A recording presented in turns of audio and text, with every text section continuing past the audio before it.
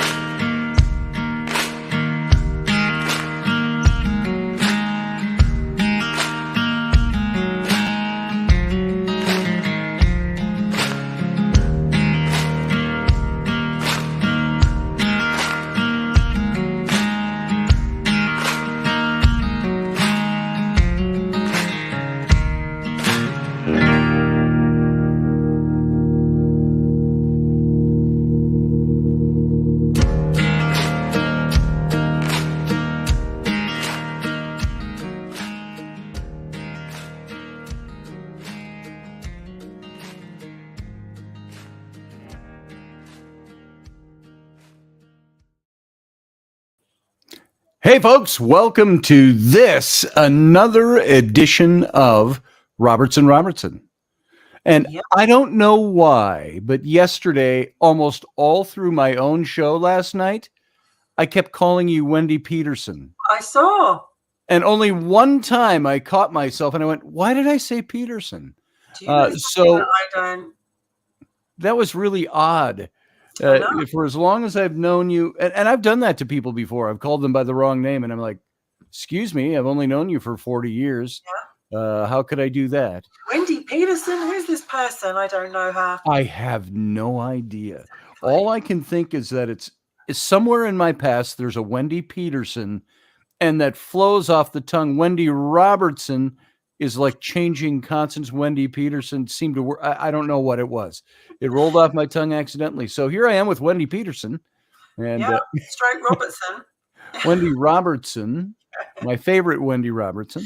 And we're going to talk about some interesting stuff tonight, I think. But before we do, I'm going to take you a little bit off guard here. I want to ask you a question. This is something I've talked about on my own show, a little experience I had, and I just wanted to get your quick take on it. Okay. You may even know once I start telling you what it's about. Remember the Ouija board story? I do. I have a Ouija board. It's an old Ouija board that I bought at a sale somewhere, like a garage sale for pennies.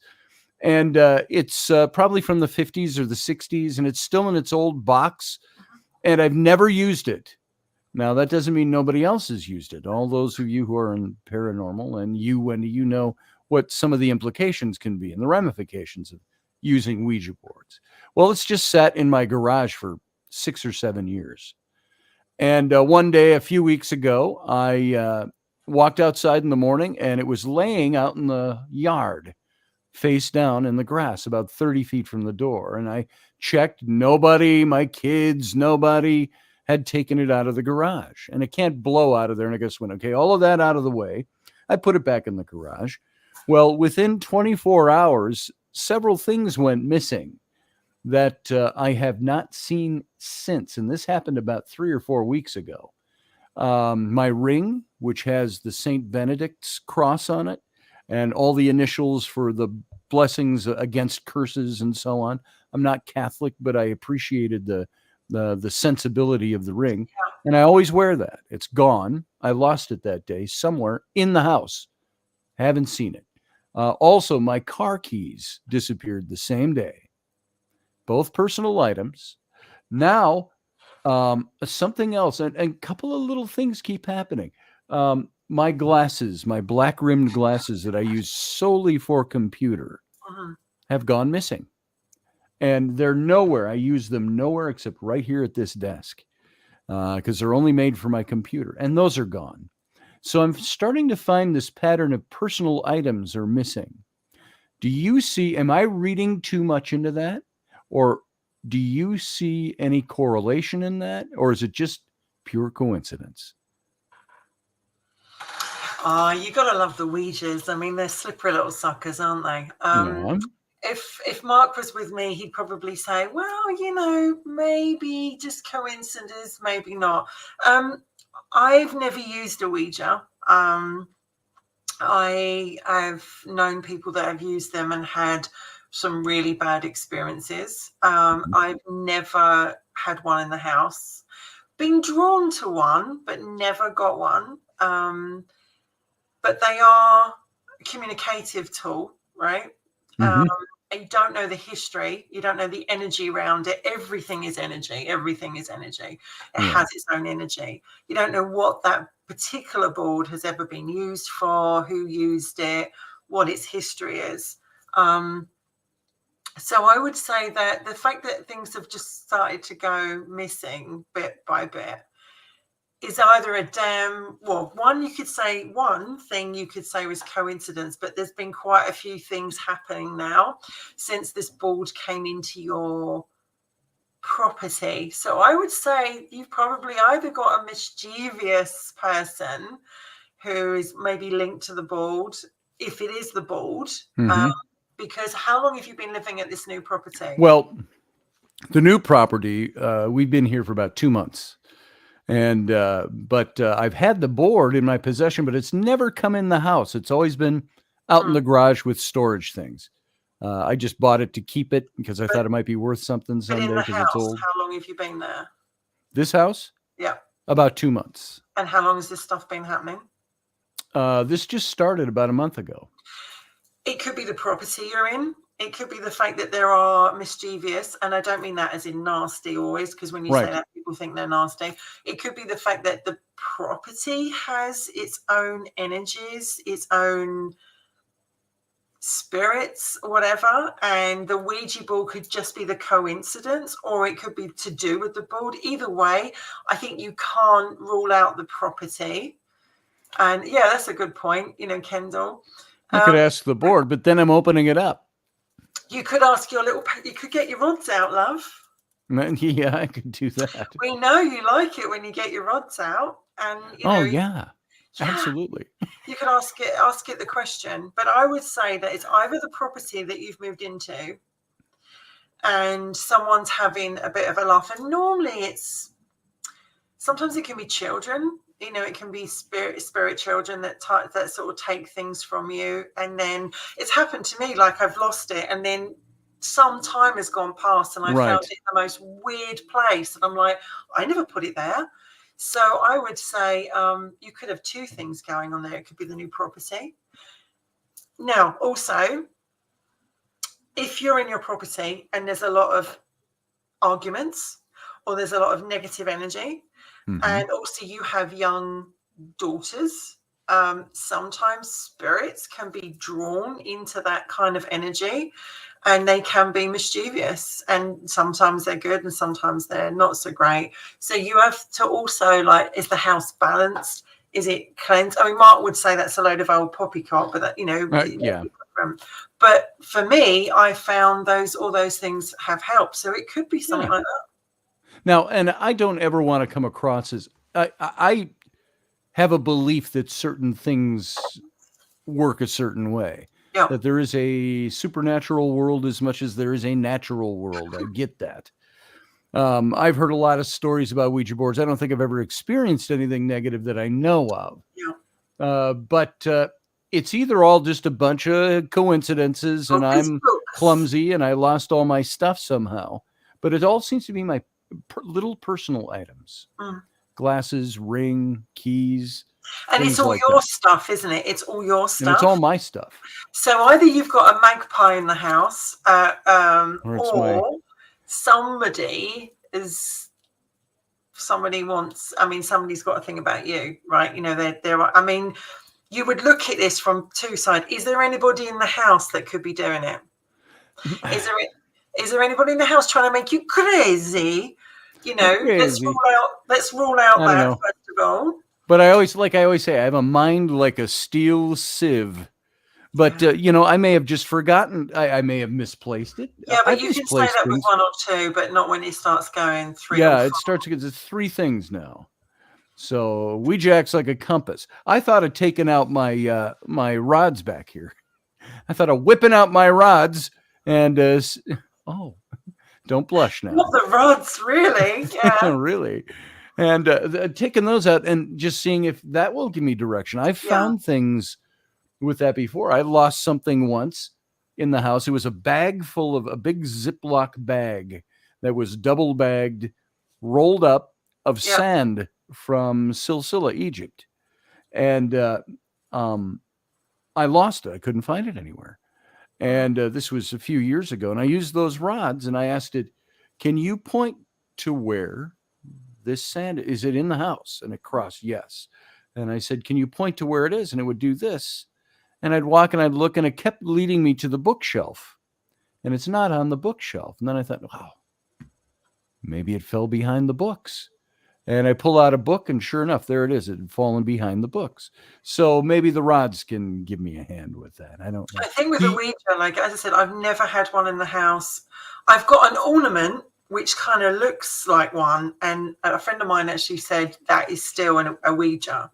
And a lot of people call them Ouija, but obviously it's Ouija. And so I would say that either get rid of the board, unless you're really fond of it.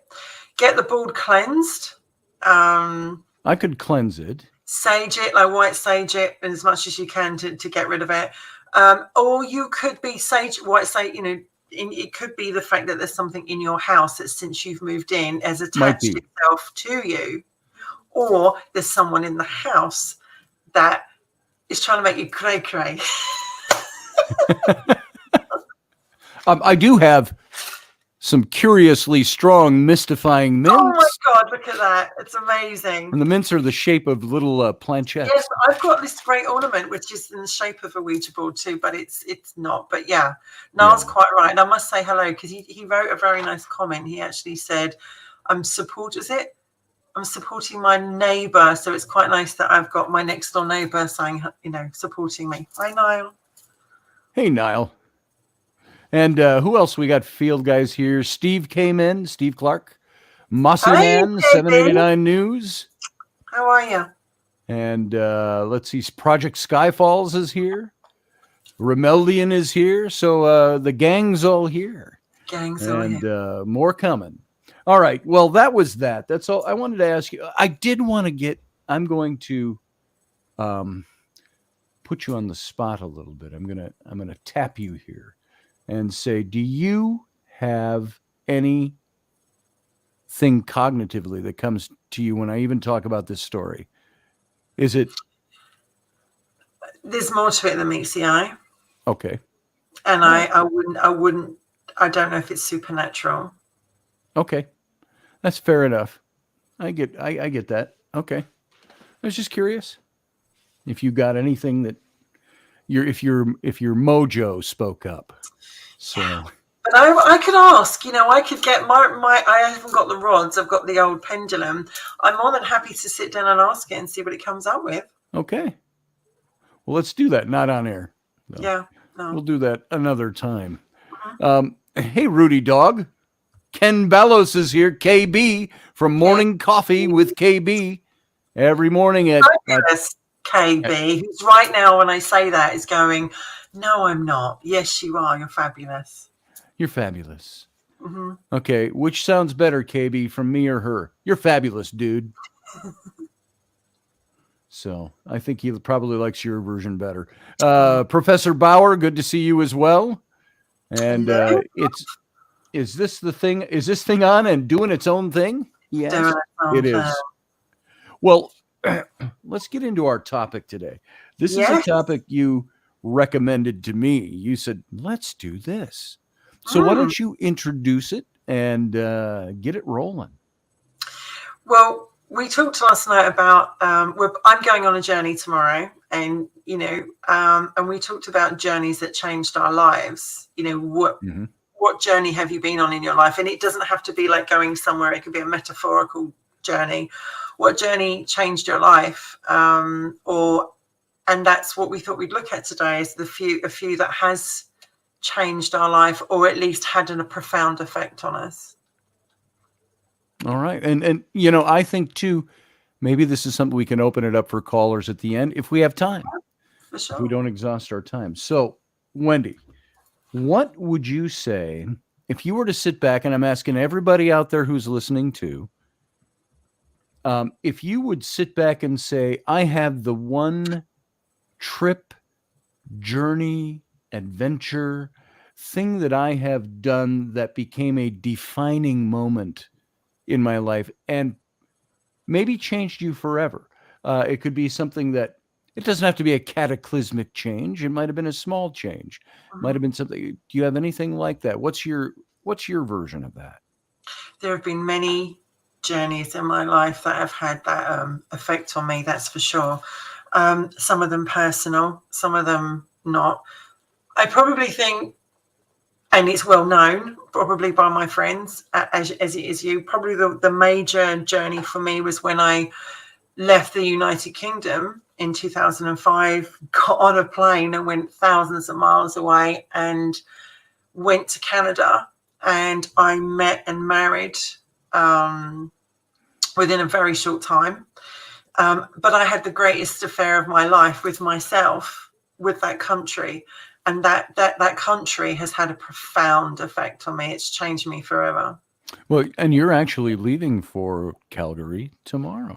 I am, yes. That's why I'm disheveled, because I've been running around like a headless chicken and doing this, that, and the other. So yes, it's had a profound effect on me in a way I never thought possible.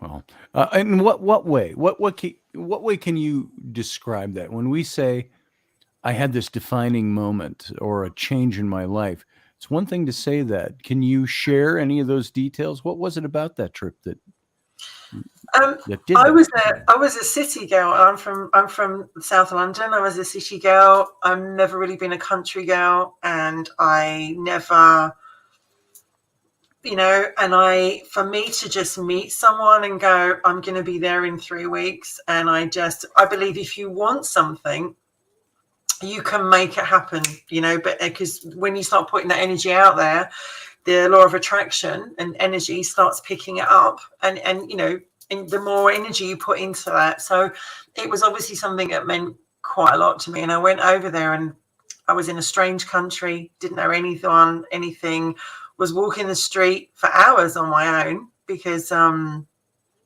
he was at work. And so I had to quickly learn to have the greatest relationship of my life, which was with me, and learn to like me. And I discovered strengths that I never knew I had. And I also discovered that actually I do like being out, away from the city. I love the mountains. I love the energy. The thing about Canada is that it's such a new energy, but it's also an old energy. When you go there, you're tapping into two kinds of energies, and Right. you've got the old native, energy of the land, but then you've also got the new energy as well, because it's quite a new country. I don't live in Canada. No, I live in the United Kingdom. But I go back and forth when I can. But it calls to me that something just crossed over in me. It's like it calls to me. And I remember having a reading just before I came home to the UK, and the reader said to me, "You were catalysts for each other. He was meant to go to the UK. You're meant to be in Canada." And it's true, because he's always been very happy. My ex-husband's always been happy in the UK and doesn't want to go back. And yet it's me that now wants to go back. And it's like it crossed over, because I learned so much about myself. I discovered strengths I didn't have, and I saw myself through different eyes, and I actually realized that I was okay, that I was all right. I was a good person, which I think before leaving and having that time away, I probably doubted, as in quite unconfident in certain ways. Sure. Now, I know, I don't know how many years ago this was now, 7 or 8 years ago, when you were going to relocate over there, and you were going to open up a business over there. Yeah. So yeah, a friend of mine, we were going to open a store, and it was all looking rather good. And then, situations in life come along, and you just can't do it, or at least at that time you can't do it. I'm very lucky that my best friend is there, and I would say that's lucky, but it's not, because to have a best friend that's 7,000 miles away that I can't go for coffee with, I can't see, and if there's a problem in each other's lives, we have to, the time difference, we have to deal with the phone. Right. It's very painful, because time is going past and you can't get that time back with each other. And also when I was over there, like my family here, I was missing out with family time here. And the thing is, once you've gone back and forth to another country, you're never the same person, because part of your heart lies in that other country. And now my bestie, she loves the UK so much that when she leaves here, she's like, I've left part of my heart in the UK. And I remember someone said to both of us, they said, actually, I don't think it's the country, I think it's each other that inspires you. But actually, I have to say that I was drawn back and forth before her and I became as close as we are now. But I can't tell you, like when I go to Canada, my spiritual energy, my spirituality, my clairvoyance goes massive. It really opens up, and it's like cold water's just been thrown over me, and everything is coming through like this much quicker. Whereas in the UK, it feels more enclosed and not so free flowing. Sure. I also like the energy of the people, because in Canada they say, if you want to make something happen, how can we do it? This is great. Let's make this happen. In the UK, it's kind of like, really? You're going to be able to do that? I mean, what's that going to involve?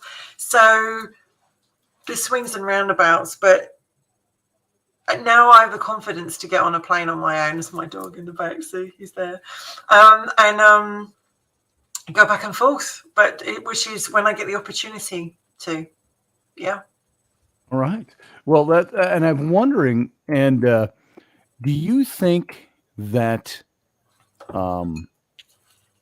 this could be connected to the Native American culture that is there? Only because the spirituality part. What have you got in Calgary? You've got the I can't even pronounce it. I just called it up here. The Tsuut'ina Nation, the Stony Nakota Nation, the Siksika Nation. They have a spirituality that is so linked into the surroundings there, the mountains, the forests, and everything that's there. So, do you think any of that? Do you feel any of that playing, tugging at your heart a little bit? I tell you, as a kid, we probably all watched cowboy and Indian films, right? Sure. And it never. I was always on the cowboy side because I think I should have been born a cowboy. But when I went over there and I first saw my first native, I just couldn't stop staring at them because I thought they were so beautiful and completely different from anything I've ever seen in my life. And I just fell in love with them. Unfortunately, at the time that I went, there was quite a lot of natives like on the street begging, and then also there were drunk quite a bit, and then also you could feel a little bit intimidated. But as time went on and I found my feet, it didn't really have that effect on me anymore. But I met this one gentleman out there, and I'm trying to remember his name, but it was something like Chief Buffalo something white something. He was, and I was in Silver Star, which is a high up resort over there, and he was just magnificent. He was just the stuff of films. He was magnificent. Sure. And he came over to me just out of the blue, and he just said this line to me. He went, before, what was his words? I don't remember this exactly right. Before you use this, meaning heart, you've got to heal this. And I said to him, do I need to heal myself that way? And he went, yes, you do. And we spoke for a short period of time, and then he just disappeared. And I thought, where is this gentleman? I've got to find him. And then I hunted him down, and he was on Facebook for a while, and we chatted for a while. I went to somewhere called Head Smashed In Buffalo Jump, which is a fantastic place, which I've never been anywhere, which is the silence is deafening. And it's where obviously the natives would chase the buffalo over the cliff. They would be waiting for them, and sadly they would finish the job. And there were so many of them done over the years that the ground took on the redness of the blood and everything. But they would use everything that was, obviously they respected the animal. They thanked the animal for giving their life, and the food and the warmth and everything. And there was a Vision Quest. There's a Vision Quest mound there, which you're not allowed to go on. It's protected. And it was the strangest feeling when I was there. It was just kind of like, I can't describe it. It felt like it had its own pulsating beat, but there was nothing going on. But it was a really strange experience. And when I went to the museum there was all this history. And my mum was telling me that years ago, some members of the family came from abroad. They don't know where they were from, but they had, and I can't remember the word used, but really tan skin. But she said it wasn't tan like if it was, Pakistani or anything like that. Copper skinned. It was like native. And she said, and they're supposed to be in the family somewhere. And then because I've been married twice, as you know, but when I was married to my first husband, he's from Belfast, but his great grandmother was Sioux. Oh. And so can you imagine her coming all the way over here to Belfast and going, I'm really not sure about this. And when you see the photographs of her, she was this little person, like this in the photograph. And they used to call them, and they still do, Mad Dog Moor, because when they used to lose their temper, you see this come over them like, wild. That might be the Irish part. It could be the Irish part, but it also... no offense, Niall. Yeah. But it's sort of like it's followed me. So when I went out there and I saw this, I am drawn. I'm not sure I would go to the sweat lodges, and I'm not sure I'd even do the vision quests or anything, but I am fascinated by their history and the people. Absolutely, 100%. I'd love to know more about it. That's, my friend Ruben Fasthorst, Lakota Sioux, speaks of the time where he did, I believe it was the Vision Quest, where he went out for 3 or 4 days and you sit in the circle and you're enclosed by spiritual markers. And he had the bowl of meat and the bowl of water and set in front of him as temptation to resist. And then he had, of course, visions after a few days and of doing this. And so there are some ceremonies like that, I know. There is, what was it with Native American that I was, the only reason I made that correlation is just because of location. It's location. And the tribes that existed there earlier. And now we know as well as anybody else, Indians, Native Americans, they can be just as normal people as everybody else. Yeah. So it's not like every Native American walking around is like a guru of some kind or a medicine man or a deep spiritual leader. But I know tribal life was something that was governed by that. And where the buffalo was the life, the spirituality they had was also their life. And Rapid Dog, welcome to the chat room. Visions? He says, yeah, visions. And so that's why I wondered. That question popped in my head, so I had to ask it. I've gotten into the habit of when something pops in my head, I should ask it. But I also think it's like the differences between the two countries, because America is right next door, and you both have natives, the original people from that land.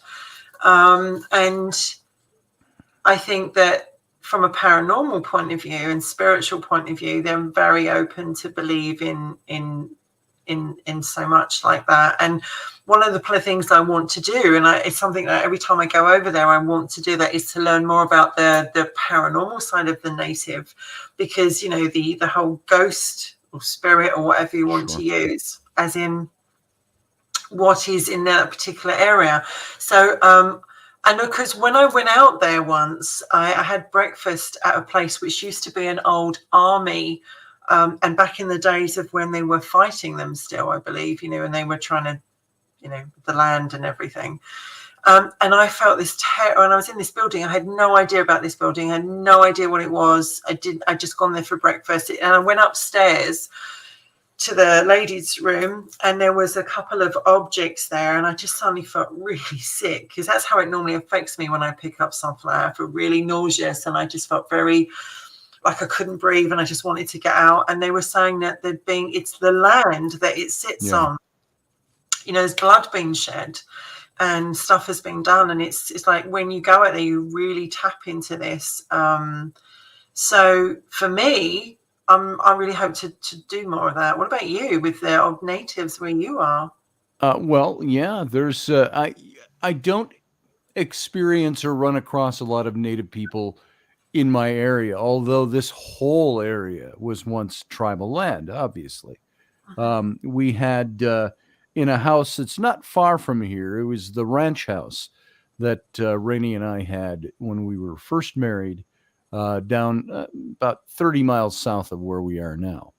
And in that ranch house, it was an old, beat up, kind of Dutch colonial style ranch house sitting on 40 acres.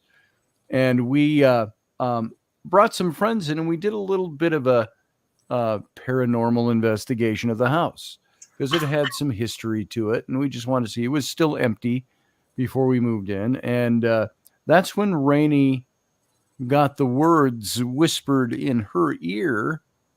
That was what was it? It was Hoiwechi, and she thought at first, she said, somebody just whispered. I think they said something like "la choy," which is Chinese food commercial on the grocery shelf.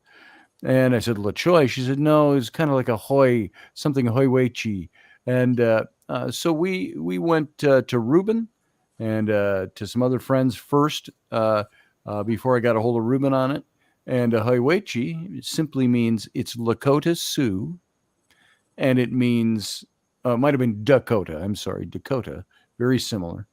And the word means, Hoiwechi means get out. Wow. How many times do you get out when you're paranormal investigating? But it wasn't a negative. He says it's not a negative get out. It was more like I'm okay. You're good. You can go. You can go on your way. I won't bother you. You don't bother me. I'm good. Mhm. That's the kind of get out that Hoiwechi was. And so, yeah, the whole area there by the ranch, just a couple of miles from the ranch, had up in the hillside, and we keep it preserved this day. You're driving down one of the back country highways, and out across the farmers' fields are these low hills, and in the hillside was carved, not carved, it was placed in stone, a big arrow pointing the direction to the big lake on the river, and Lake Pepin down near Maiden Rock, Wisconsin. And that's been there for, they say, over 1,000 years. And they keep it preserved. They take care of it. And you can see it across probably about a quarter mile of, and they think it was a directional arrow for the tribes that say, when you go here and you get to this area, you look for the arrow on the hillside, and that will point the direction. So it was something like that. So we had all kinds of stuff like that in the surrounding area. I told you, and all of my listeners who are here have heard this story a few times, different version or different variations of it. But Fort Snelling, old Fort Snelling, which is in Minneapolis, right by the big international airport on the conflux of two rivers. I think it's the Mississippi and the Minnesota rivers. And it's an old fort sitting up on the bluff. And the fort's been there really for, well over 250 years. And there was nothing here 250 years ago other than Native American tribes. But during the just post, I think, Revolutionary War, that fort was built as an outpost. And it was used all the way up to, I believe, the Korean War as an active military fort. But out of that fort was where all the Western expansion into Minnesota went. And back in the 1860s, there was in southern Minnesota here, there was what they call the Dakota Uprising.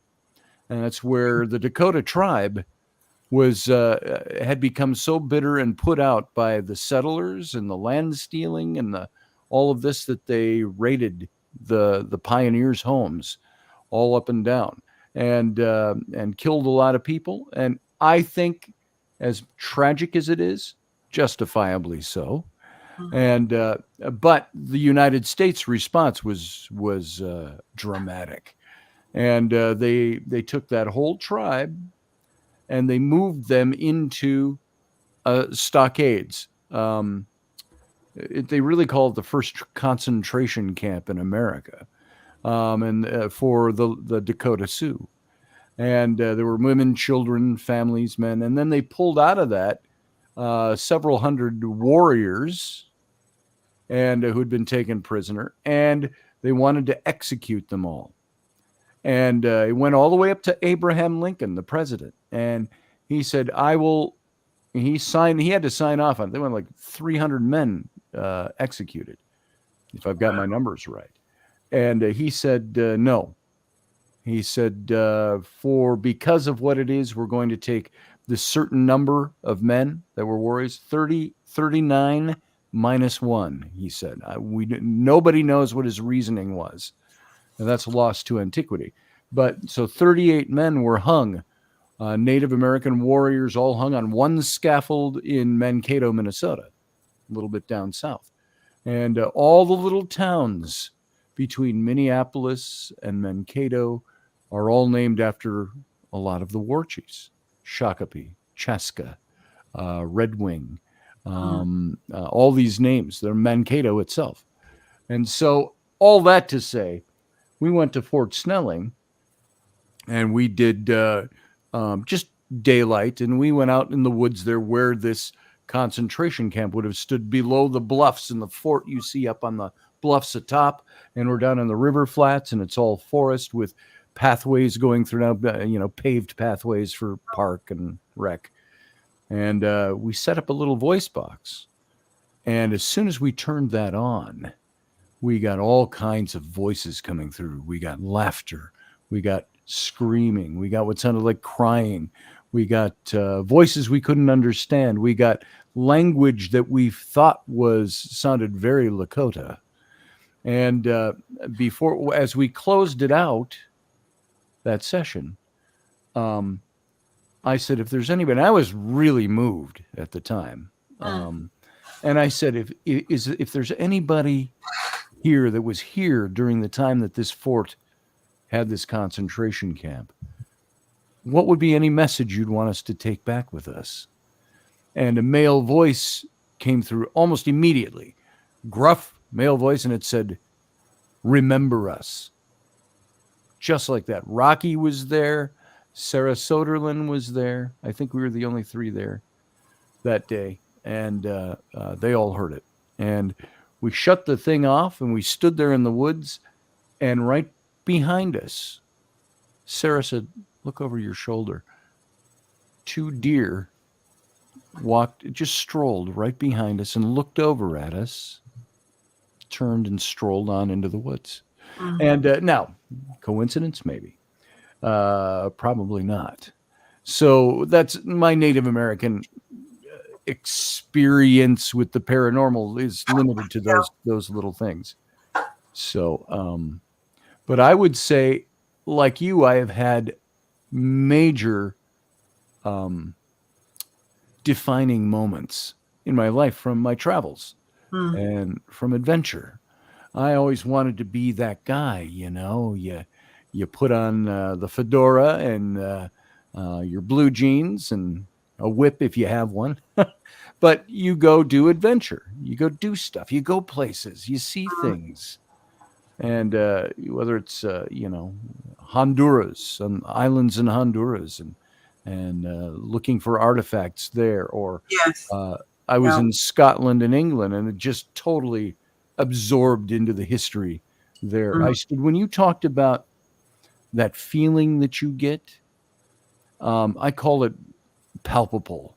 I stood at Glencoe in Scotland, and the feeling there was overwhelming. It was palpable for the slaughter that had taken place there. And so things like that I've done. But I'd say the most defining moments have been in Egypt. The times I've traveled there. About that. I'd love to go to Egypt. It's my bucket list. So I remember talking to you from Egypt. It was nighttime, and we were chatting online. You said, "So you're in Egypt? I'm so jealous." And I was trying to convince you should come on over. I know. I wish I got this close to wanting to come over to Egypt. Been over there like that. And that was a long time ago. But it doesn't. What do you think going to Egypt had on you what effect did it have on you as a man, and what changed over in you since going there? First of all, the experience. The original reason I had wanted to travel to Egypt years ago, ministry. I was in ministry. I wanted to see Egypt because it was so prominent in biblical studies and so on. And so I wanted to go see Egypt for that reason. Now, it morphed over the years. I had done a lot of study into, that guy right there, that bust, the white bust you see sitting there, Senenmut. I had written a book with John Ward, a British archaeologist. He's from Hereford, and by the way, and John. And we were writing a book on the historical Moses.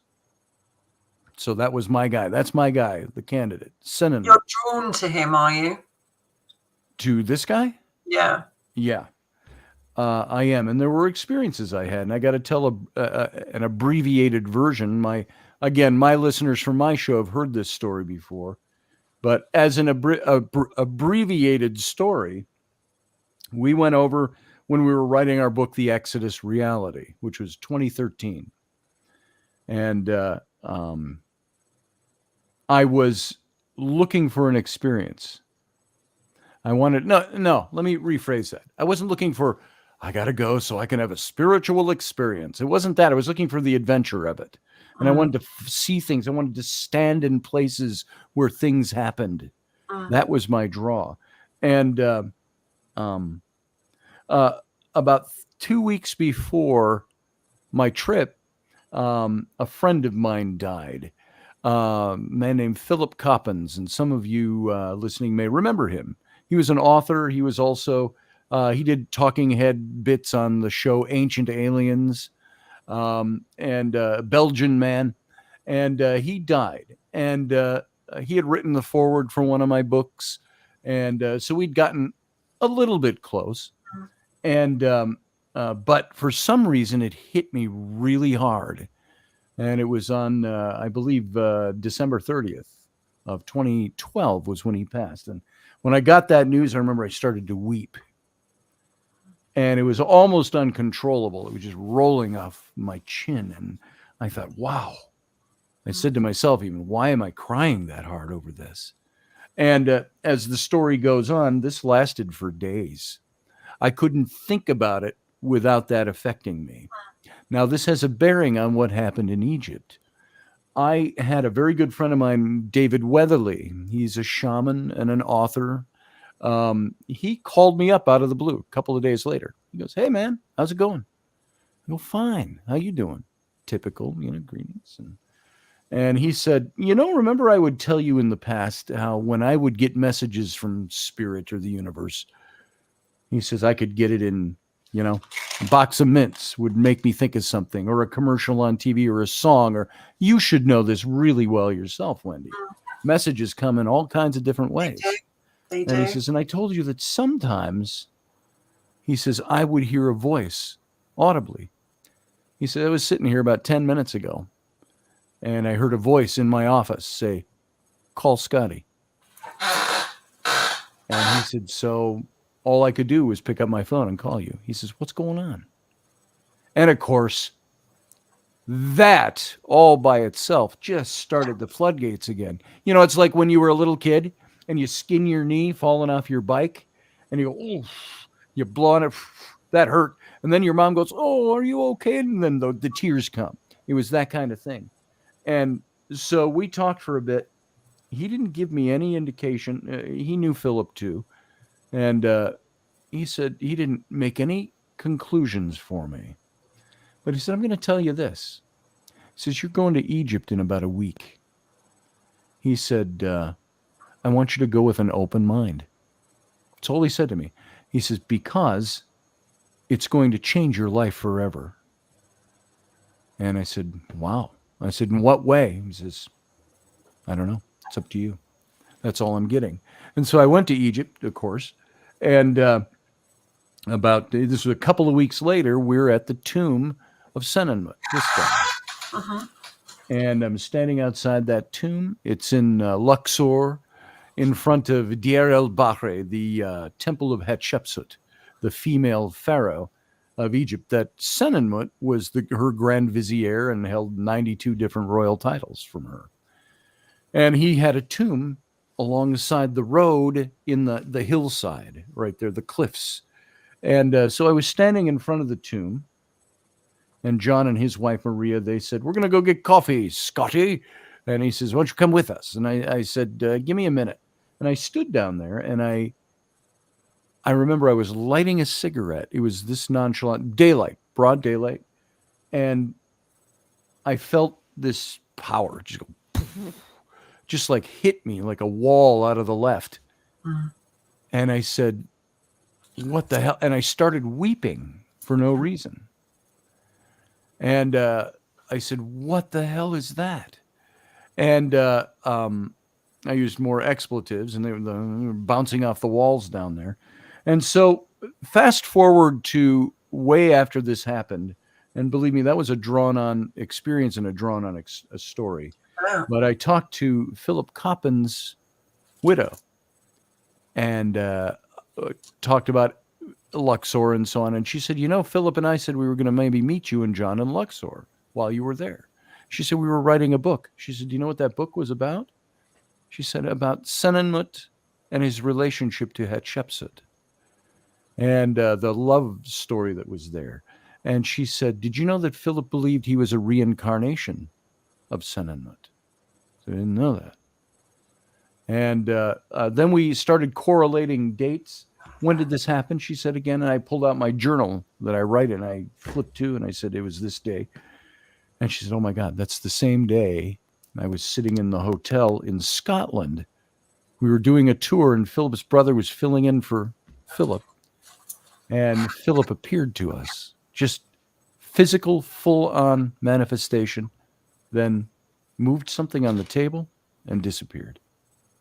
And it was at the same time as I was having that experience in Egypt. She seems to think, and she indicated that she thought Philip, being a reincarnation of Senenmut, was trying to tell me you're on the right path with the book we were writing and my theory. And so, anyway, all of that. Smoke like an Egyptian, says Rabid Dog. Yeah, exactly. I mean, Egypt is, I have to admit, it's the one country I think when it's on, I'll be happy when I go, and it's on, yes.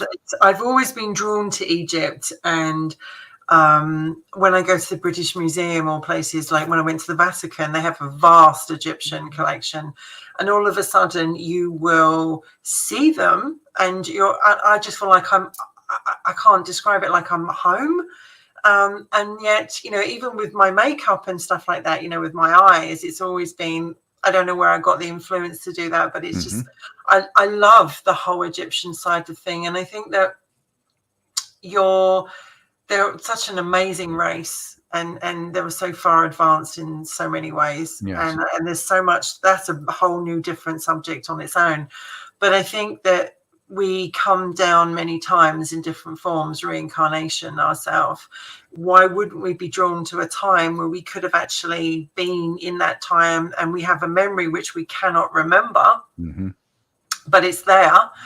And it, to be regressed, you might actually get some of it. But as Niall's saying, being a sensitive, being psychic, you do use your emotions because you're using all your, you're not just going in from your chakras, you're going in from your gut, and you're picking up. So I would imagine that that's how you link in with people, is through your emotional side. Some people don't, but it's like for you to get the tears, you kind of a bit clairsentient yourself because you're feeling. I remember a medium, a friend of mine, Ivan Lee, once said to me, what do you think is the strongest, clairaudient, clairvoyant, or clairsentient? And I said, I don't know. And he said, it's clairsentient because you actually feel the emotion. You're actually there. You feel it. So that's what you were feeling. As a little follow-up to that event, again, a shorter story, but we were riding in the car, John and Rocky and I, we were going to go do a paranormal investigation. Rocky said, if you want to pray for protection, now's a good time while we're driving. So we're going down the interstate. Okay. I reached out to this person. And there's another event I didn't even add in here that happened at the same trip that was part of all this. But I reached out and I said, if you have the ability, I'm talking to somebody in Egypt now, a spirit. And I said, if you have the ability to reach out and offer me protection tonight, if I need it, I said, I feel kind of silly almost. I said, do you even hear me? And because I'd been told by somebody over there that this man will never leave Egypt, but he'll always be attached to you when you're there, not possessing, just attached. And so I reached out and I literally, Wendy, I felt I'm sitting with my eyes closed and I could feel arms come around my shoulders and clasp like this around my chest, chin on my head, like you see in the Egyptian statues. Like you can hardly see it there, but there's a little face right underneath that statue of Senenmut, the little princess. You see a lot of that in Egypt. And I felt that. That was a palpable moment as well. That was a fallout, if you will, of all that experience in Egypt. And I literally felt that. And it was like, yeah, right here. I think with regression very briefly. Like my ex-husband, he was he was never being regressed. He was always open-minded but not really into it. He was regressed, and he took a long time to go under because he fought it. And he went back to a former life where he was in Egypt, but he wasn't Egyptian. He was actually Greek.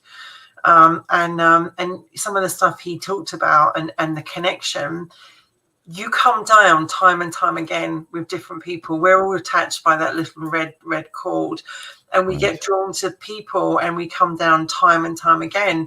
You and I could have been there in that time. You and Rainey could have been there in that time. You get drawn, and I think it calls to you. And the thing with Canada, with Egypt, two different countries, incredibly different, with their most incredible history of their own kind.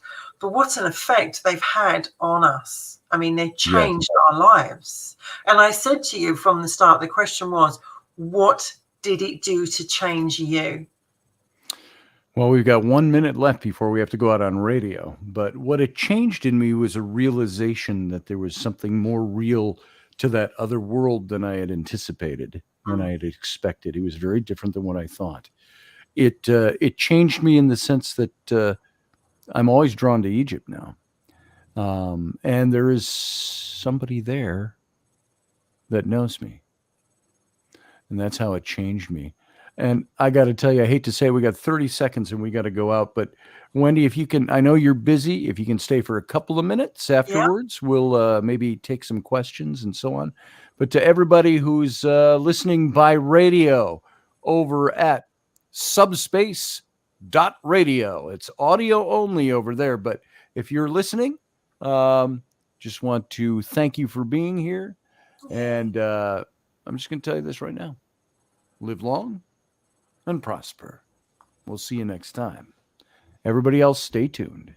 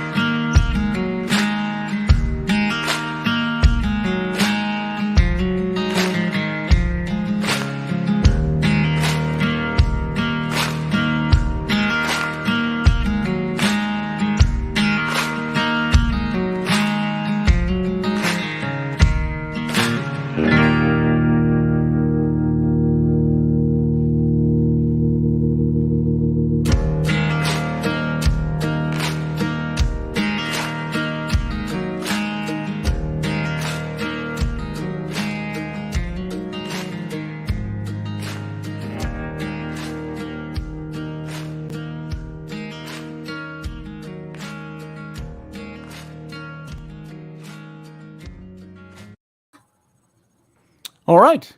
There we go. We are all done on radio. And so to everybody who's still sitting out there, if you've got, I'm just unplugging my headset.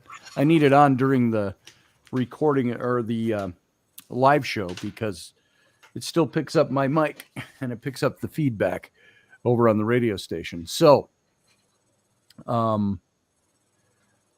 what do you think, Wendy? You got time if people want to call in, maybe make a couple of comments, or they have to be short ones. Wendy is on her way in the morning to Calgary, Canada.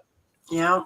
Or Calgary, Alberta, I guess. Which means the show next week will be coming from Canada, not the United Kingdom. Next week, yeah, you'll be in Canada, up there in Which will be the really mountains. Good. Completely different energy, love. Completely. That'll be interesting. So it'll be good to have you from Canada. So yes, you'll have to change that whole picture behind and put I'll hang a Canadian flag or something. All I've got sitting around here, I've got a Welsh flag. Yeah. I don't know how the English think of the Welsh, but I was going to put this up just because of that for your listeners over there. But I've got that. Welsh. So there you go. So there it is. David, I've never wanted to travel to Canada more in my life. Oh my God, Uncle Dave, you're so funny. What did he say? I've never wanted to travel again. Oh, more in my life. There it is. And the perspective, Wendy said, how close will I be to you when I'm in Canada? I could just hop over. And I said, I think Calgary is about 12 or 1,300 miles from here. So we're only this far on the map, but we're a long ways. I know. It's so almost so near and so far. I know. I was going to come. Look, we got Kenny. Hello. Ken Bellows. Hey, everybody. I'll tell you what. All she's got to do is take a shortcut through the woods. That's all she's got to do. There it is. Shortcut through the woods. It's Now, only a and you'll be 7-hour right there. drive. We're in the And you'll be right there. northernmost state, but it's a 7-hour drive still to just the Canadian border. Ontario. Listen, and Ken's Winnipeg already is up close, so he's on his way there. He'll be there before I am. I Yeah. hear that. Hey, this is a great show, guys. I love it. I love Thank it. you, Great KB. show. You guys do a And fantastic KB, by the job. way, tell everybody where they can find you every day. Well, you can find me on Morning Coffee with me, KB, 9 a.m. Eastern Standard Time. You can find me, yeah. And come on by and have a cup of coffee with me. We'll talk about anything. Right. For sure. As I discovered last week when I joined another Wendy on your show, which was quite entertaining. Yeah, she was something else. She was. Your face yeah. was something She was else. hyped up. Your face was something else. I was I watching thought you. Scott. I thought Scotty Robertson was hyped up, but Scotty, she outdone you, brother. She outdone you. I had one will day. say I that. had my day over there. I'm gonna sit back and enjoy you guys. You guys are great, but like I said, Wendy, be safe on your travels. Have a great time. All you gotta do is take a shortcut through the woods. You want them in his backyard. You can't I miss would love to be there. Right on. Look, And Virginia is only my fellow companion. Look, Dave's already on his way. well, Calgary is about 1,300 miles that way. Virginia is only about 1,200 miles that way. That's So, it. That's something like not that. far. Choice, boys. I'm sport for choice. Like, because pop on over. Honestly, the Canadians are very friendly. You'll be very welcome, I'm sure. Eh? Yeah. Eh? Good time. Look, Yeah. In I'm not gonna hold the 58 show. years, I've only been there twice. Canada? There you go. Yeah. Yeah, And I walked literally, across it's the within bridge driving once. distance. So, Well, that's no excuse, Dave. Get in thy car and travel. oh wait, I went to Wow. Winnipeg once. There you go. There you go. Reminds me of that song. So, what are you in your? Are you in your car, KB? Yeah, I'm in the Jeep. I had He's the in a little Christmas lights quiet. on. He's in his quiet space. He's Yeah, I'm getting in away my from the quiet space. grandkids. Believe me, I'm in definitely in my quiet space. I mean, I had the He's got lights changed a while grandkids ago. over. Huh? And, I talked to him this morning. He's got grandkids over, and he says, "I'm in my quiet space." Yeah, I need a pole Look at right. that. I need a pole right here. I need a pole right there. That's what I Look need. at those Or you're colours. part Mexican. Disco going Something on like there. that. Disco. Yeah. We're getting a full house here. Your neighbor. Hey, Niall.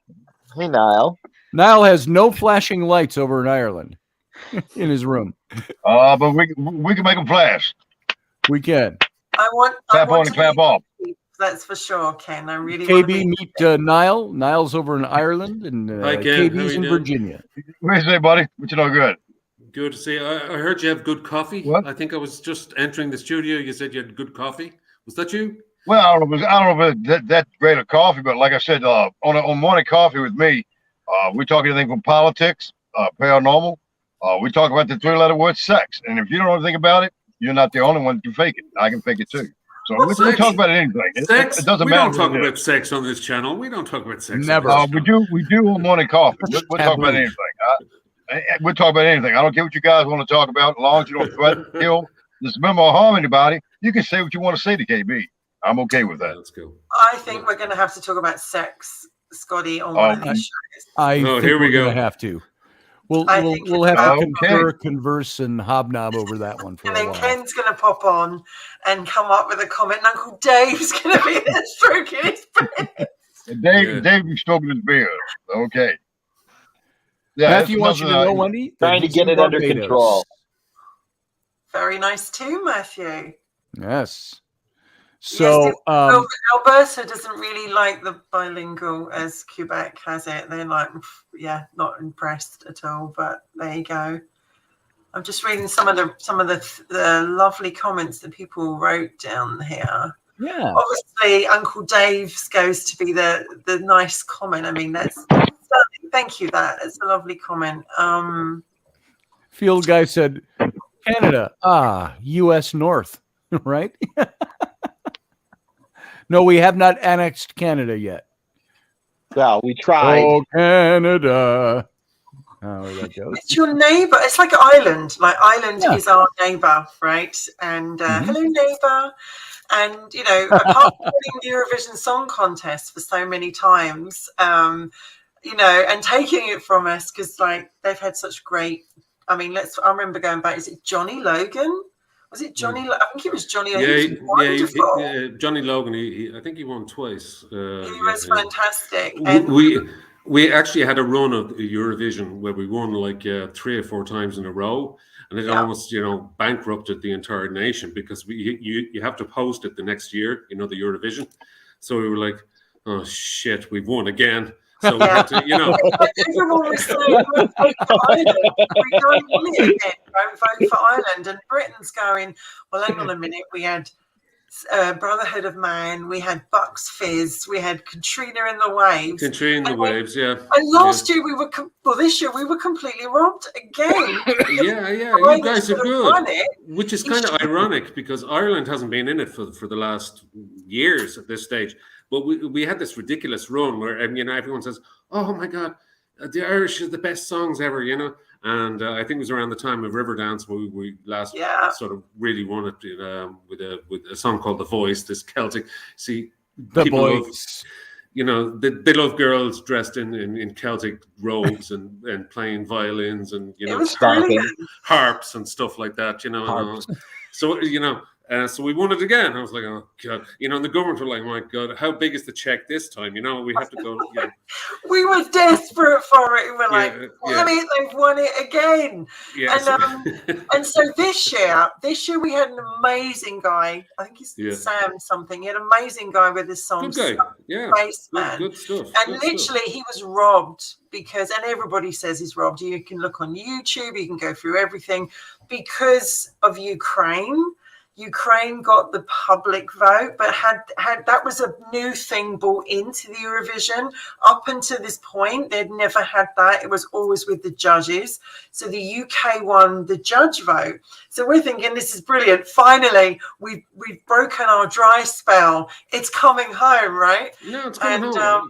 I mean, apart from Ukraine, obviously they had to give it to Ukraine. Even though the Ukrainian song was a piece of shit. It was a terrible song. It was terrible. And now it was some kind of rap song. Awful.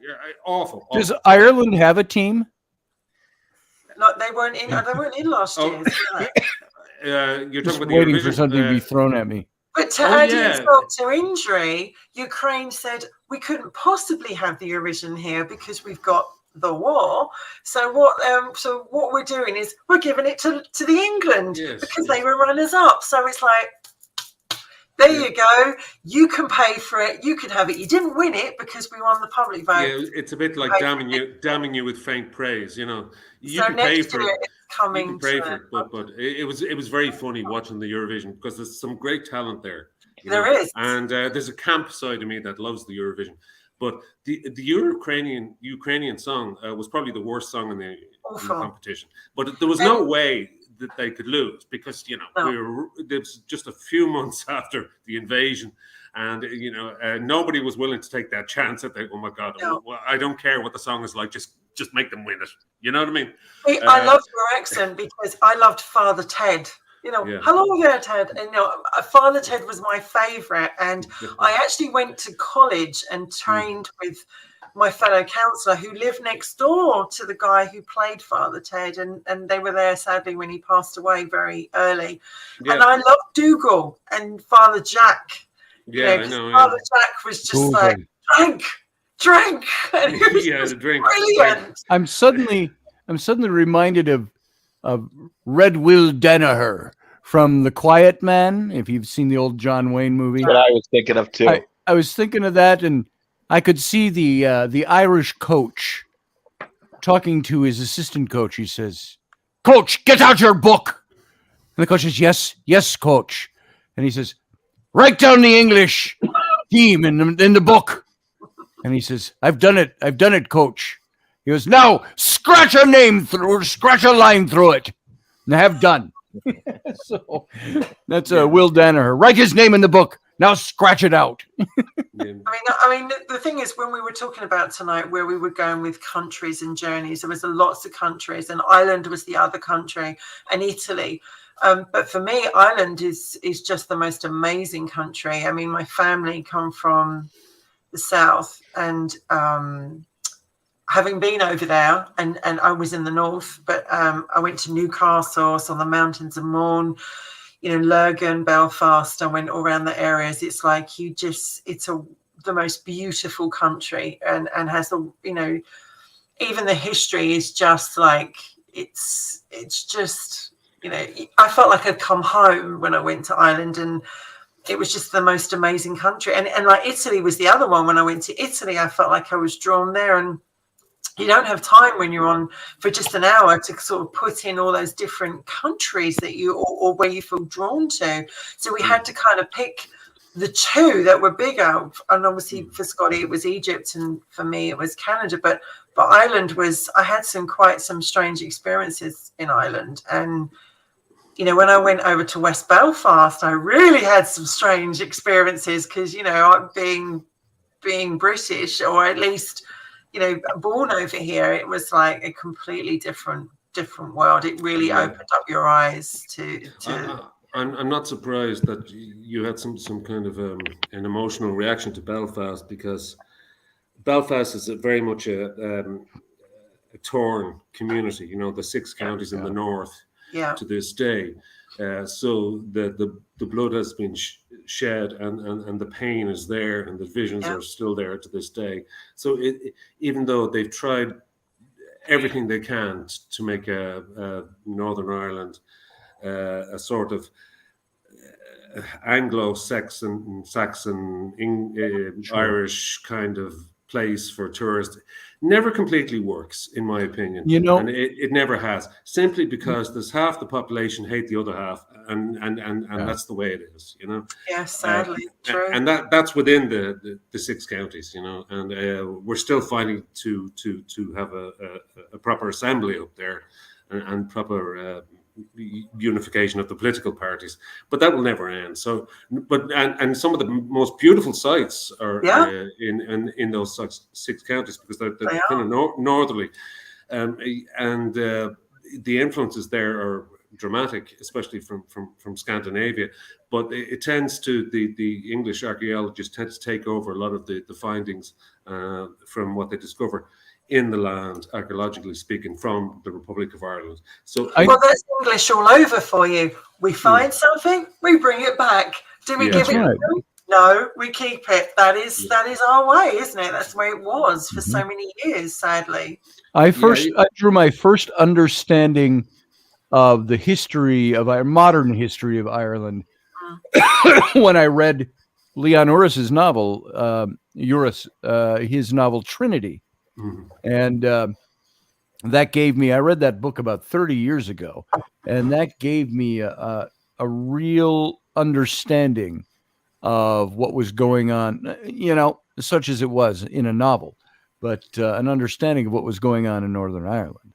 It's just there is a deep division. It's like a deep wound that never heals. And it doesn't matter what religion you are or what political divide you are. It's just like whenever I travel up north, and if I travel up north, it's usually because I want to get cheap stuff or whatever, because it tends to be slightly cheaper than, well, not so much these days because the prices of everything has gone through the roof. Or else I would want to go out to the countryside, maybe to Antrim or Fermanagh, one of the most remote areas. There are sections in Northern Ireland where they still speak Irish, but there are other sections where they're just completely and utterly alien, And when I was married, my father-in-law was from Northern Ireland, and he was. It's very much like meeting somebody who comes from Ukraine. Funny enough, who has gone through hardship in their lives. They have a different way of looking at the world, So even you can just drive 100 miles and you can cross an invisible line, and you'll be talking to somebody who's just not on the same wavelength as you were. And that's simply because of decades of hardship, and that's what we see down south whenever we go up north, which is kind of sad. And the murals, obviously, like when I went over there, I mean, you know, my dad was a police officer, my stepdad was a prison officer, and I was like married to a Catholic, and when I went over there, I was thinking, oh my God, but they were wonderful people. The Irish are lovely people. They're very, very, you know, not all of them, like not all the British are, not all American are, but they were very friendly, very down to earth, you know. We'll give you the shirt off their back. What do you want to eat? What do you want to drink? How can we, you know, make you feel more? But for me, it was the Titanic as well that I was drawn to it for, because obviously she was Irish. You know, she had Irish in her too. And, and it was built in Belfast as well. Yeah, it was. And to see the dock where she was in was just... That made me the most thing out of all of my trip. I mean, it was wonderful to see all the other. I mean, I went to Bobby Sands' grave and I saw all that and paid respects and all that. But it was like when I saw where the Titanic was, I was like, oh my God, you know, that's where the Titanic was.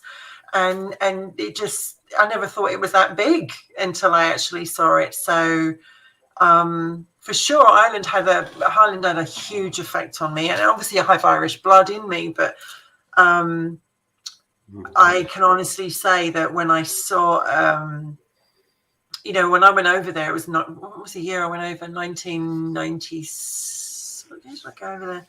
1997. It was the year Diana died. 97, wasn't it? Yeah, in 97. Yeah. And everyone was mourning her over there. Everybody was, you know, they were all crying for her. They were all into her, you know, Diana, and they were watching it. And I couldn't work out that when he went to a Chinese, you know, I was expecting it to be this shop, and it was like a hole in the wall with a list on the side, and and the traffic lights had like protection on them.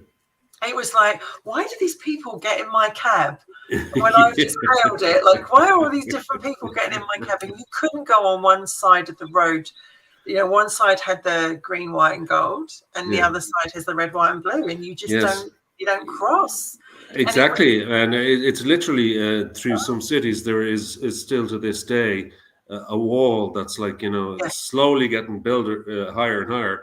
So you know, that's like 20-foot high, which divides one estate from the next estate, you know, so never the twain shall meet.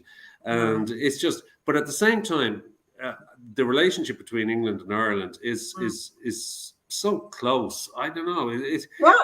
We almost have like an incestuous kind of relationship. We kind of hate each other and love each other. We love each other. We hate each other. We marry each other. You know, it's like, you know, I mean, Ireland is our neighbour, like Canada is to America. And when I say to sometimes my Canadian friends will be here, and they'll go, someone will say, "Are you American?" And they go, "Don't insult me."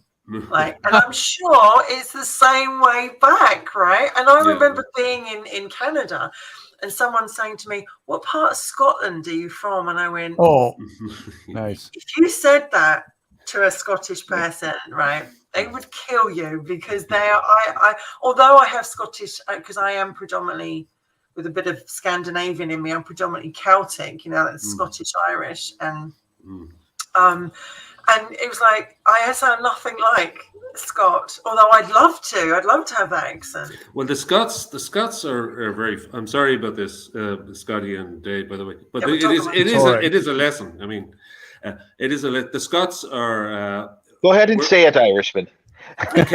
Occasionally, we have a rugby match with Scotland, maybe a friendly. Yes, they're in different. When you feel like being beat. When the Scottish come over, it's like mayhem, because the Scottish and the Irish get on. Where can we find a drink? Yeah, drink.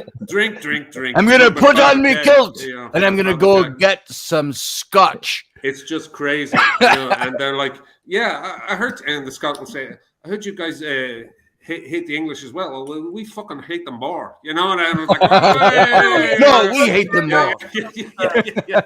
And, you know, that Often reminds on me of the St. time Patrick's I was in a Welsh pub Yeah. and with a couple of buddies, and this was years ago. I was in a Welsh pub, and I made the mistake of calling all the Welshmen in there that were asking us where we were from.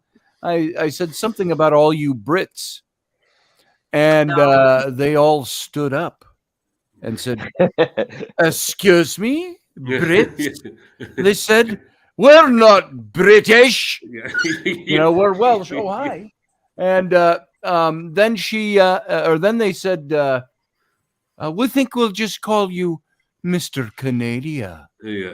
What do you feel about that? It's kind of weird. The Scots are so passionate about their I know. identity. Well, I had to buy Yeah. them a round of drinks. And so helpless to do anything about it. On the house. So they're like, you know, they're up there, you know, Right. clutching their axes and Kind of squashed down here because you've got the Welsh and the Scottish and then the Irish, and they, Well, like I they don't say. really like us. I got We're just this. like, "Hi." There's a great love comedian. you. I mean, it's great. It's great to see. I've been watching some of the soccer. It's great to see Wales doing so well. But there's There a you go. comedian over here, and he put it perfectly when he was talking about Britain. You know, Britain is like the ultimate dysfunctional family. You have the drivers, the mother and father are the English. You know, like the royals The or Welsh whatever flag. driving. You know. And the Scottish guy is kicking his sister in the back seat, you know, and the Welsh one is pressed up against the window frame, going, "Please get me out of here! Please get me out of here!" You know, so it's like the whole of Britain do have a dysfunctional relationship with each other because Wales is like, "We don't want to annoy anybody, just leave us alone." But You know? it's the same about. Whereas the Scots is, "I'll kill you! I'll kill you!" If I Sounds ever like you're get down talking there, about a I'll lot of kill you. Glasgowians there. It's the same You know, as that's same as Northern England though and Yeah. Southern England, because you put those two together, they're completely different. Like if you're up south and you go up north, right, and they're Yeah. just like, Now, I can say this Well, because I'm let going to. me ask you guys this. Y'all about the Scottish and all that. What's the difference between Northern Scotland and Southern Scotland? You know the difference? Well, the whiskey's better. they're all Scottish, they don't really care. Not No, really. Go ahead. The Northern Scotland holler hootman. The Southern Scotland they holler yowza. That's the difference. Yowza. Yeah, yowza. But you know, the Highlanders are very different to the other Scots because they Oh, yeah. consider themselves very, very different. Like, so, you know, if you're further up in the Hebrides and you go up further in the Highlands, they see themselves completely different than to the rest of Scotland. And it's like certain parts of Ireland will see itself completely different to I'll other. tell you, when I was in Robert Scotland way back, we're talking 1990, and I was with my ex-wife at the time, and we're in a little town in the Highlands somewhere. I could not tell you bloody where it was, but here we are, and I'm driving on the wrong side of the road, of course. The steering wheel on the right side, Which and we doesn't were help. looking for directions to get to a certain place. And I said, "Look," I said, there's an old guy walking down the street there. Why don't we pull over?" And he was on my wife's side of the car, so I lowered her window. I said, "Ask him where the such and such place is." "Excuse me," she says to him, and he stops. He's an old man. He's got a cane, and she says, "Could you tell me where the bed and breakfast is?" He goes, "Oh, yeah, well, first you go down and then you turn it to right. And once you get there by the post, and then you're there and you can miss it." And we're like, "Thank you." Great. Didn't want to make him repeat it. Yeah. But I mean, at least your accent, I mean, it's difficult in Ireland, you know, if in certain areas you do not want to open your mouth and you have to be careful what certain Oh, areas. it's embarrassing. You know, if you're from Cork and you spoke like that, I certainly wouldn't be on this show because you wouldn't understand a flicking word I'm saying. Because it tends I to get understood very high everything pitched. you said. I remember being in a bar in Belfast, and it was a Republican bar, and literally I I was sort of sitting there thinking, oh my God. And my ex-hubby went for pee, and this gentleman come up to me and he looked at me and he's like, and they're writing down on the clipboard like, and who are you? And I went, who are you? And I was like, oh my God, I'm going to have to open my mouth here, and he's giving him my accent. And I just said, I'm with, who I was with, and they heard the surname and they were like, okay, yeah, fair enough. And when I come back, I was like, oh my God, I thought they were going to throw me out. And he was like, they probably would have done a lot worse. It was just so funny at the time because you're there and you're like nervous. But looking back, what an adventure! Like, what an adventure! I mean, the thing of it, it's a perfect segue into what you were talking about in the show. In that, this powerful pull of the land. Wendy, you were talking about Canada. I put a few things in the comments. I think that it must have been pretty overwhelming to be in a land of that scope and size and dimension. It's kind of so different from living in England in so many ways. It was a mind. It was a mind. The word mind fuck, if I want to use that word, because literally, shocking. I just went from being crammed into everything, because London is so crammed in and the energy is so different here, to being out in the open, overwhelmed by space. Yeah, exactly. And I was like, and then like to go and see the mountains and see how big they are and how tiny you are, and feel the energy of the place. I mean, Lake Louise is probably the place that I probably feel the most connection with, because they say Archangel Michael was supposed to be drawn to that place, and there has been sightings right at the top of Lake Louise. And when you go there, I swear to you, the first feeling I had when I went there is I wanted to get on my knees and pray, because I felt like I was in the presence of something mighty. Yes. And all I can say is I'm very blessed. A lot of Europeans have that experience where they go to, not just Canada, but, huge swathes of the United States are like that. You just go to any of the major parks. It's like you walk in, to Yellowstone, and you're like, what? Yeah. This is like 15 cities, Yeah. And, I'm often amused by Europeans that I know that are going to be in the States, and they're like, oh, well, I've got a thing in New York, and then we're going to go to Washington, and we should pop over and see you. We're quite a ways from the states get big once you get past the Appalachians. Yes. So it's very much, it's overwhelming, and it's just it's to be expected. But if you're a spiritual person like Wendy is, or like you are, and Dave and myself, although I don't often talk about that, but I am. Ken probably too. We don't want to leave Ken out. Of course, sorry, Ken. It's just you're on the phone. Okay. So your picture is kind of much narrower. He's from Virginia. We don't upset people from Virginia. No, God forbid. No, they have taught us several times. Yeah, but I think when you actually sort of arrive in these countries, you can get so overwhelmed that first of all, the areas in Europe where we grew up in. Where all the iconography and the classic statues and the classic churches and the influence of the religion and all this kind of stuff. When you actually get out into the cities and the outskirts of the cities, it just becomes a totally different experience. And spiritually, it can kind of leave you slightly scared. I remember, slightly scared. I remember going to New York City, and then I drove out to Buffalo, and there was completely different experiences. In Times Square, I was terrified because everyone was like 6'7" and looked like they wanted to kill me, And then I went out to Buffalo, and everyone's walking their little chihuahuas, and then so it was kind of like I never really got the hang of distance. It's like if you get a new pair of glasses, you can't gauge your distance.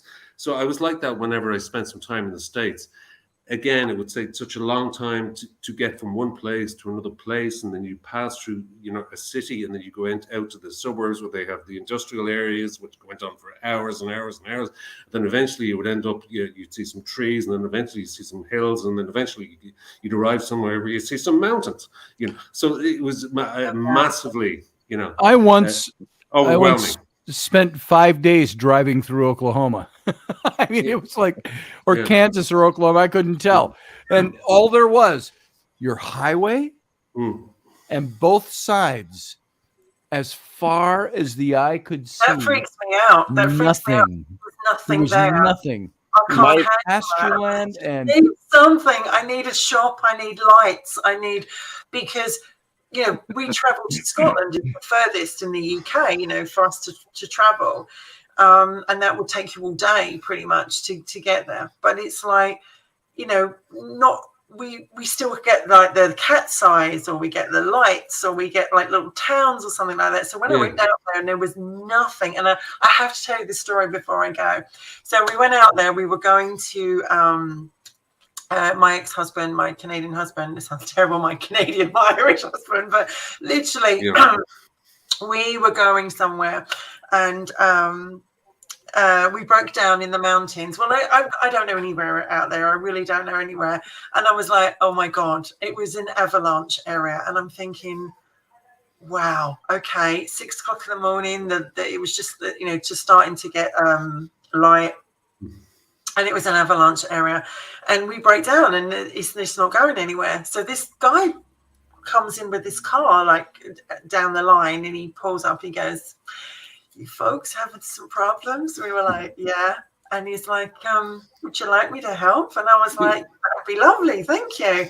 Anyway, he's got this plastic hand hanging out of his, his boot, and just hanging out, one of those plastic hands hanging out. It's like the Texas Chainsaw Massacre. And as he opens up the boot, you like my boots? As he opens up the boot, there's all these black bags in the back of it, and I'm like, oh, my hackles just went up. The London bit came and kicked in, and he goes, "It's a good job you guys broke down here and not a bit further." I can't even do the accent, but it's how he spoke to me, a bit further down the road. And I said, "Why is that?" And he goes, "A lot of girls have gone missing and have been, murdered. And sometimes partners have too." And I was like, "What?" And I was quite green at that point. And he was like, "Oh, yeah. Over the last 20 years, just down there's a highway. A lot of girls have been killed and murdered, and sometimes the partners, and they've never caught the person doing it." I was like, "You need to do that, Tyre. We need to leave. We're going."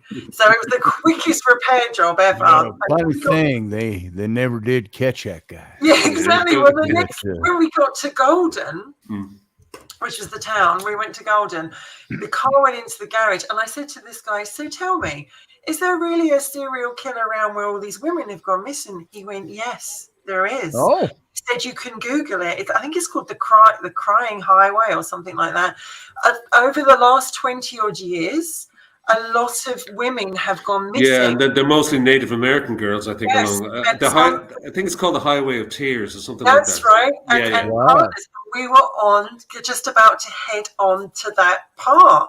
And I was like, Jesus, what if there was someone watching us? It was really, really scary. And I tell you what, I've never been so glad. I was like, "Come back, London. I was forgiven. I want you to come back." Yeah, exactly. Yeah. Because just to have that, there was nothing out there. And then you think, avalanche area. Don't have to put up with that. And obviously the bears were asleep, so we didn't have to worry about that. But the other predators were there. So it is scary. So I can totally take that where you're coming from now. And I'm very fortunate to be going there and seeing my best friend and some great friends over there. And I look forward to coming from there next week to talk to you all. Yeah. Yes. So we'll listen, I'll let you guys go. I just wanted to support Wendy because I haven't been able to make it on the show since. So good to see you, Niall. And great job. And I'll see you from Canada next week if I can make it. And see you, neighbor. Best all right, brother. Talk to you soon. Nice. All right. Just us now. Want to tell you a story, so I'm gonna get off so y'all can do y'all's closing We're and just all gonna that. close things Good down. seeing you guys, All and Good be to see safe you, on your Kenny. journey. KB, Huh? before we go, you're fabulous. Oh, can we say marvelous? You're very naughty and you're marvelous. I like to be naughty. I'm a naughty guy. Kenny, you're fabulous, well, dude. There you You go. do. That's my version. You are too, but you're still not getting me beer. You're not getting There my it beer. is. All right, guys. Y'all have a great one. See you, brother. And Dave, Dave. good to see you, Uncle Dave. I will see you probably here on this on Intrepid Radio tomorrow night. All right. And so you have a good evening, brother. Talk to you soon. All right, Wendy, just you and me. Well, let's close her out. And I just wanted to say, because I know it's your Thanksgiving over there, and I celebrated the Canadian one when my bestie was here, and I want to say thank you for being so supportive in my life, and I'm very thankful for our friendship and being such an amazing guy, such a great friend you are. Thank you. If you were a slouch, I'd have dropped you as a friend years ago. How's that for a sideways compliment? There's a backhanded compliment. No, I love you, Wendy, and I appreciate your friendship. This has been fun. We'll do more next week. Next week, I will see you next week from the lovely Okotoks or Calgary, one of those areas. In Canada. Oh, Canada. All right. All right, Wendy, we'll see you later. And everybody else, we'll see you too. Live long and prosper.